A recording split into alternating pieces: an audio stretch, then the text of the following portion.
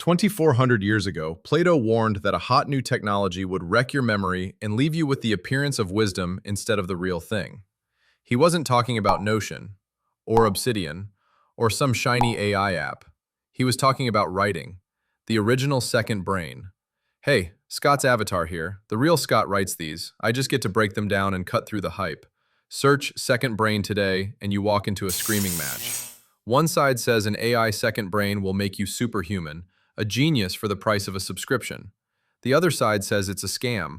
Delete your notes, you're just hoarding with extra steps. Here's the context nobody gives you. They're both a little right, and both going way too far.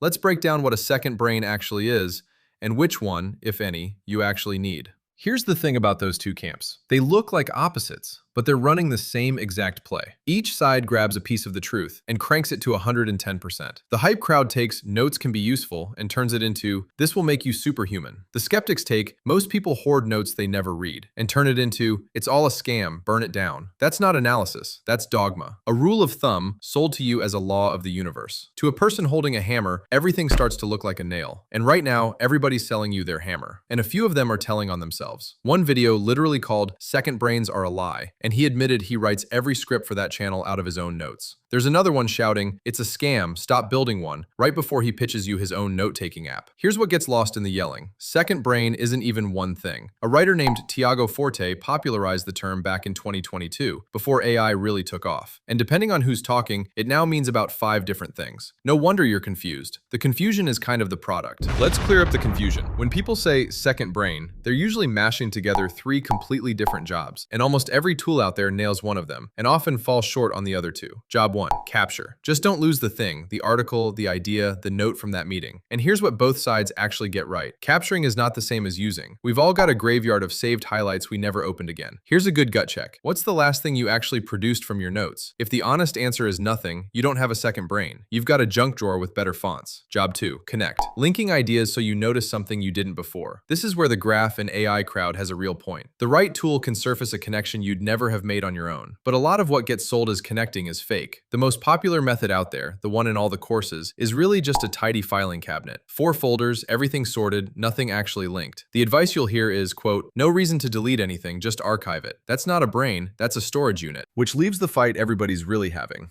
Recall. Finding it again or actually reasoning over it. This is the dream. You can ask your notes anything and get a real answer. And this is where AI genuinely shines. But it's also where the skeptics land their best punch, and the research backs them up. When you know a computer is holding the information for you, you remember it less. It's called the Google effect, and it's real. It's the same reason your sense of direction tanks when you follow the GPS everywhere. Writing something down can feel like learning it, when all you've really done is file it away. Now here's the irony of this whole wave. The guy a lot of it traces back to was the least hype person in the room. Karpathy. He didn't call it a superbrain, he called it, and I quote, "an idea file." He said the AI's job is the bookkeeping, not the thinking. He even pointed back to an idea from 1945, the Memex. He scoped the machine to one narrow job, and the internet turned that into, "this will make you a genius." And the part that never makes the thumbnail? A lot of these AI brains work by running a model across your entire vault on a schedule forever. That's a real bill. One creator was refreshingly honest about it. He said he's spending $200 a month and he torched a 5-hour window in about an hour. The names change, the math doesn't. What do you actually do with all this? Simple. Stop asking which app or combination of apps is the best second brain. Ask which job you actually need done.